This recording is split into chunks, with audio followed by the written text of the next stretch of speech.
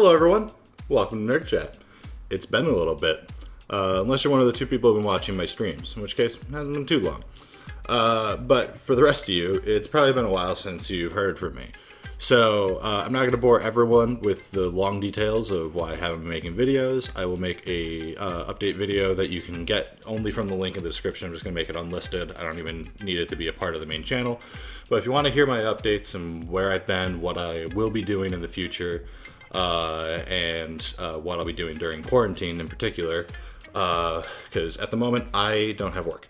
So I'm going to be working on a lot more YouTube stuff now that I have the time and that my computer is repaired. And if any of you want to hear more details on that, check the link in the description below when the video is over. You can go check that out. Otherwise, hello either again or for the first time. What we're going to be doing today is a new segment that I've had the idea for a while, and it is called Hero Court. So what it's going to be is basically, so I got the idea from watching Arrow, where a lot of times what Oliver ends up going up against, like his main villain, is his own making. So what happens is, like, he, basically, like, he pissed someone off, and they went on to get revenge against Oliver and destroyed the city. Or tried to destroy the city, and Oliver saved the city, but he saved the city for a mistake that he made. So I had the question, I was like, is that really heroic? Or is it just him cleaning up his own mess? Like, should he have a statue built in his honor because he stopped someone from destroying the city that he pissed off years ago? So that's the question that rose to this. And I do want to do like TV shows and stuff as well, and when I do those I will do them by season. But what this one is going to be the Iron Man movie. So how this is going to work, it's either going to go by season or by movie, for whatever hero I'm discussing. So today we're going to be discussing Iron Man 1, the first movie, if Tony Stark's actions truly are heroic, or if he is just trying to clean up his own mess. So I'll be covering the Marvel movies just in order, and then I will get to the CW shows and other TV shows and whatnot as I go. And if you guys have suggestions of other ones that you want me to do out of order, like if you want me to cover a DC film in particular or something, that's fine. Let me know in the description below if there's one that you'd like me to judge. So today, we're going to be going over, since it's the first one we're doing, we're going to go over the pros and the cons of Tony Stark becoming Iron Man, or his journey that he takes throughout basically the pros and cons of the actions he takes throughout this film in particular, not his actions overall. Like, however, whatever happens in Endgame does not result in what Tony did in this film here. But things that he does in the past, like things that he does in Iron Man 1, that can be taken into account into Iron Man 2 if those events, correlate or developed into things that happen in Iron Man 2. So we're going to go with the pros and cons, and then there are a bunch of questions that I came up with for me to decide whether or not they're acting heroically, truthfully. So first, we're going to go over the pros and cons, but for anyone who needs a refresher, what happens in Iron Man 1 is Tony Stark is a weapons dealer. He creates weapons for the military, and while he was doing a demonstration overseas, he was taken captive, and he was forced to build a Jericho missile, which is the weapon that he was demonstrating for the US military. Now, what ended up happening is he ended up making his Mark I Iron Man suit, and then he made it back home. Obadiah Stane was the one that orchestrated all of this, and he was the one who he wanted to take over the company from Tony, and he was making money on both sides by profiteering the war. So Iron Man ends up, Tony creates the Iron Man suit, goes try to take his weapons back, finds out that Obadiah Stane's behind all of this when Obadiah attacks him, and Obadiah creates his own suit, the Ironmonger. And that is the gist of the movie. So we're going to be going over a few of the things that happened in the film to decide whether or not Tony's actions were truthfully heroic. So the pros of what happened with Tony Stark in this film: Tony stopped making weapons so that they would not fall into the wrong hands. He had his company stop being a weapons company and wanted to focus on things like clean energy and other beneficiary like medical advancements and stuff like that. Tony's personality greatly improved during his transition in captivity. He went from a jerk playboy who just enjoyed making more money to someone who actually cared about bettering the world that he was going to be leaving behind one day. He did manage to become Iron Man, and that allowed him to save a small village.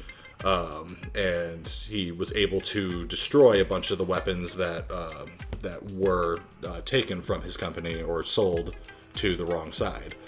The cons, however, of the action throughout the movie, Tony making the Iron Man suit made people interested in the Iron Man suit, meaning that they went after it, went after the designs, wanted to make their own, wanted to weaponize the technology on their own.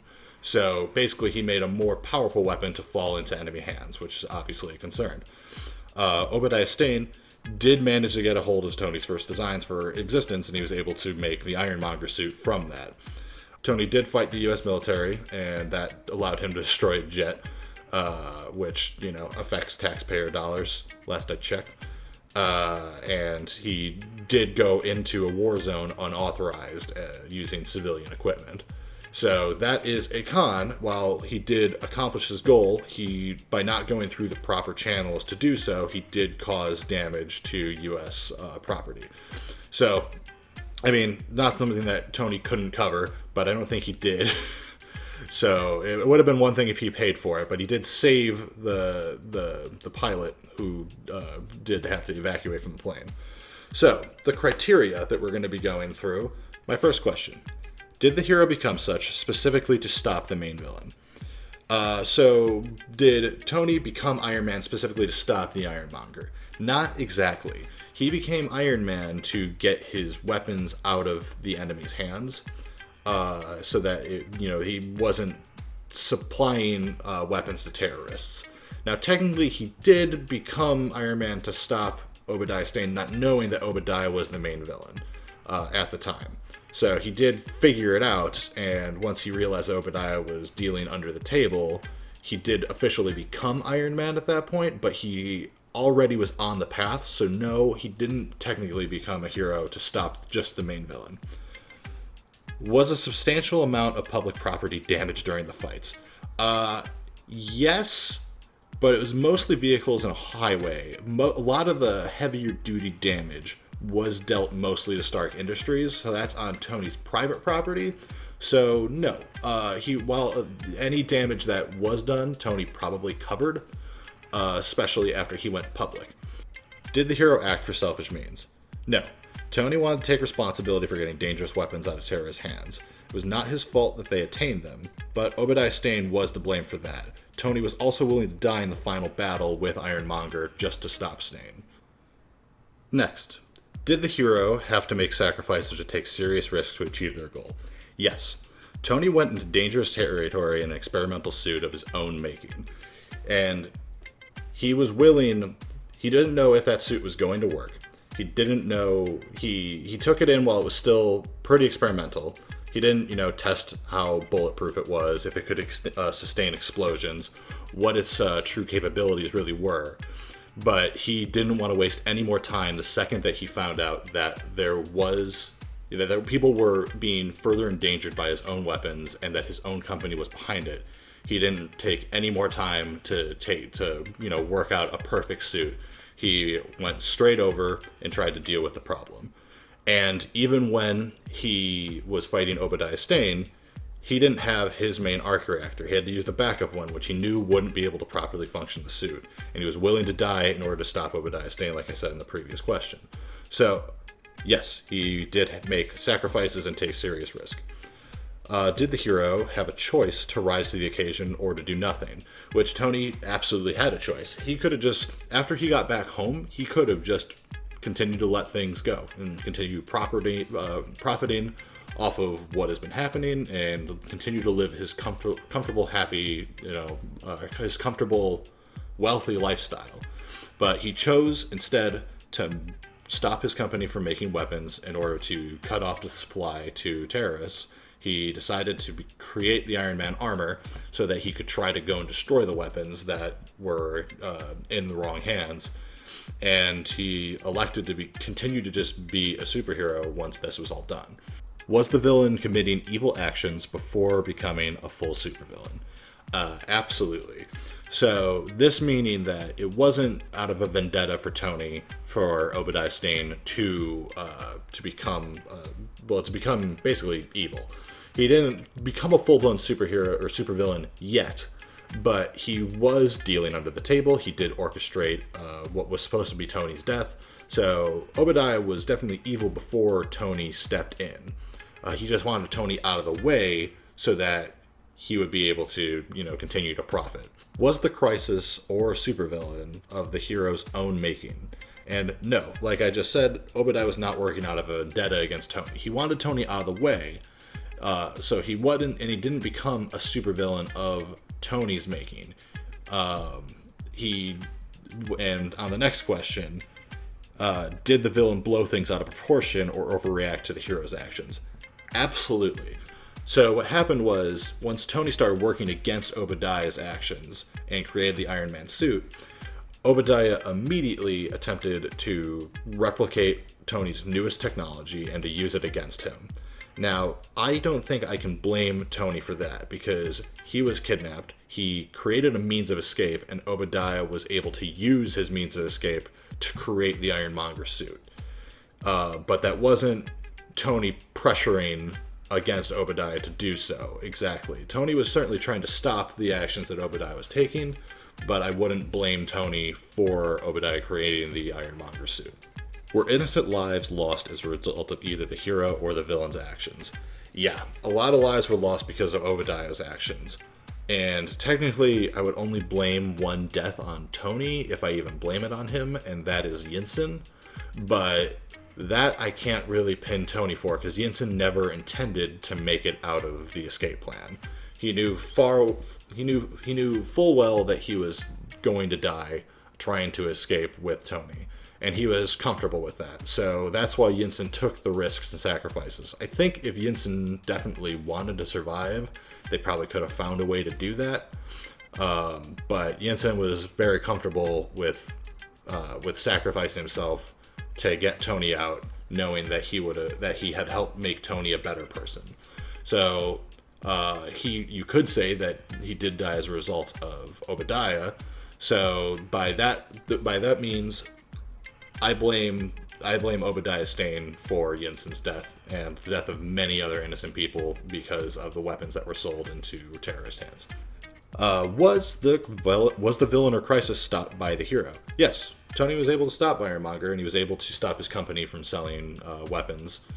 So yeah, I'd say that he stopped both the villain and the Crisis because of his direct actions. And the last question: did the hero take responsibility for their actions? And in the future, this does not always mean publicly.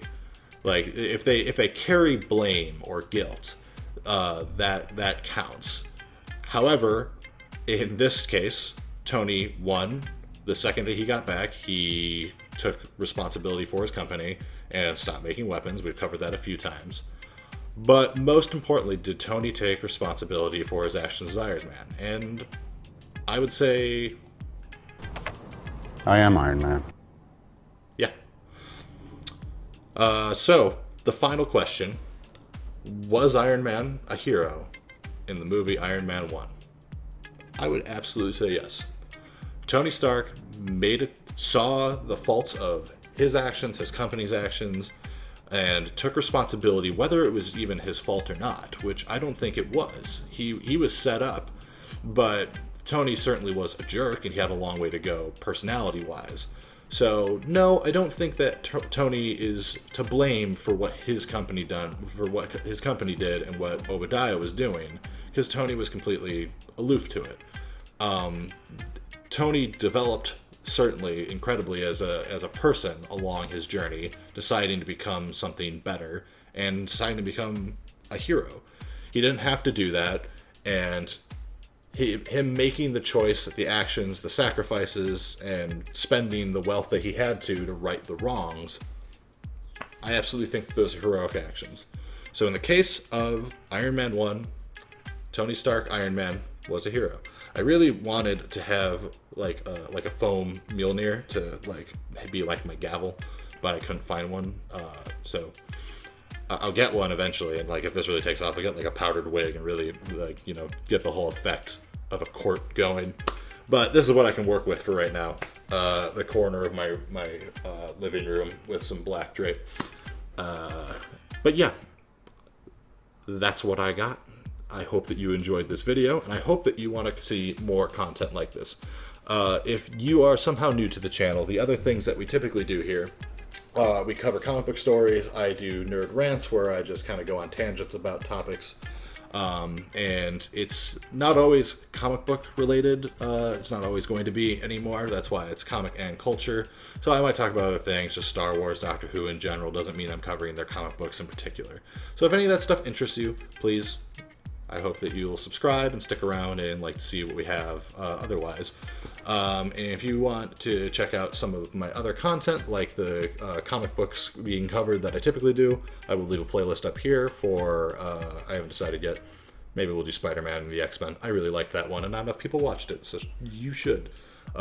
In the upcoming weeks, I'll be doing the Nightwing, I will be finishing up the Nightwing Year 1 series I was working on, but if you'd like to subscribe, check out the playlist, something that I have down here. And I also do video game streams and that I back up onto another channel. So if you want to go check out any of those, then I will leave that down here. But I thank you for coming. I hope that you're all staying safe during quarantine. And I will hopefully talk to you all soon. But thank you, and goodbye.